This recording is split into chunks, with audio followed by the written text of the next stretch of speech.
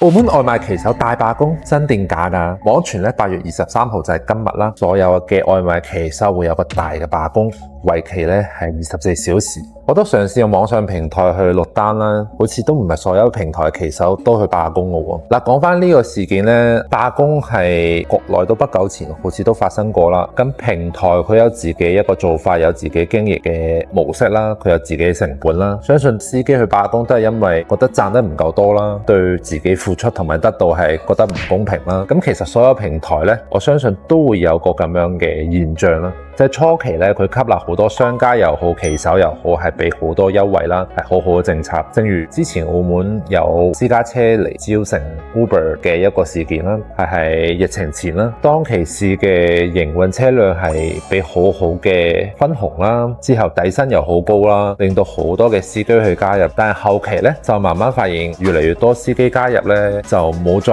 有一開始咁多嘅福利。其實所有平台都係一樣嘅，佢商家夠多，客戶夠多嗰個時就開始調翻轉咗，自己就成為一個規則嘅制定者。佢可能會選擇，我已經有一定嘅基數嘅商家啦，之後再加入嗰啲商家咧，統一就開始提成又多咗啦，拆成又拆少咗啦，犧牲咗可能騎手啊或者商家一啲利益。國內嘅網約車平台又好啊，外賣平台又好，其實都係一樣，個個都反應好似冇以前咁賺得，包括個從業者咧，商家都係一樣。你身邊有冇朋友騎手係有參與呢一次事件呢？或者係知道內幕呢？歡迎評論區留言講下。